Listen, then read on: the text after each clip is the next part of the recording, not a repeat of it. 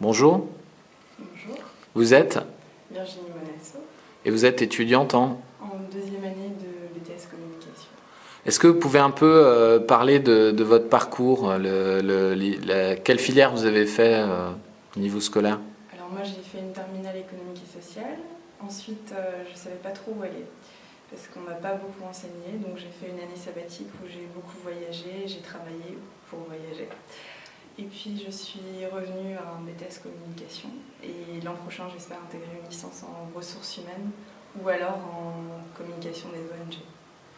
Et quand vous avez choisi la filière ES, est-ce que vous saviez déjà ce que vous vouliez faire? Vous vouliez faire quoi?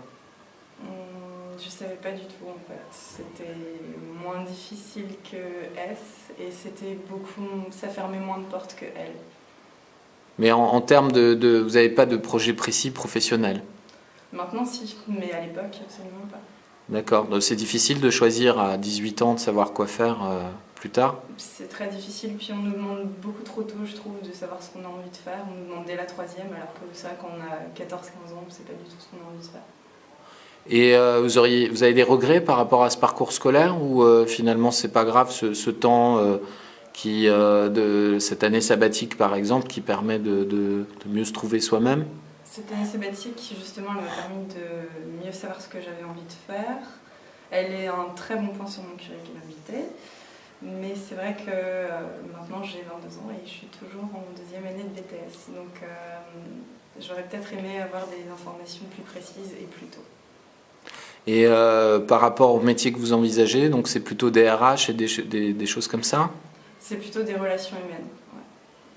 Ouais. Et, mais finalement, si ça se trouve, on vous refilme dans 5 ans et vous ferez un métier complètement différent.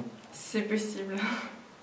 Et ça vous fait peur de peut-être encore changer d'objectif et de voie? Non, ça ne me fait pas peur, ça fait partie de la vie. Je pense qu'on se construit tout au long de sa vie, on n'arrête pas, donc ça ne me fait pas peur du tout. Normalement, vous travaillez dans combien de temps? D'ici 3 ans, on va dire, si ça fonctionne. Et pour le choix des écoles, comment vous avez fait le tri par rapport au BTS? Par rapport au BTS, moi j'étais déjà bien installée à Sainte-Clotilde depuis 4 ans. Et je me suis dit que j'allais continuer là parce que j'adorais en fait tous les ateliers qui étaient proposés autour, j'adorais le cadre et puis aussi il y avait une population qui était, on va dire, convenable comparée aux autres écoles. Donc c'est plus par habitude, entre guillemets, c'était de rester dans le même établissement qui vous a bien plu, quoi. Peut-être un peu par confort, mais aussi parce que, comme dit, j'aimais vraiment l'établissement en tant que tel. Et vous avez regardé les débouchés de la formation que vous faites ou Avant de la choisir, non, mais maintenant oui, et c'est pour ça que je me réoriente un peu. parce qu'il faut prolonger le cursus, quoi. Non, parce que en fait, c'est une voie qui est assez bouchée au niveau des professions ensuite. Mais je préfère me réorienter vers quelque chose de plus humain qui me conviendra mieux. D'accord. Merci beaucoup. Il n'y a pas de quoi.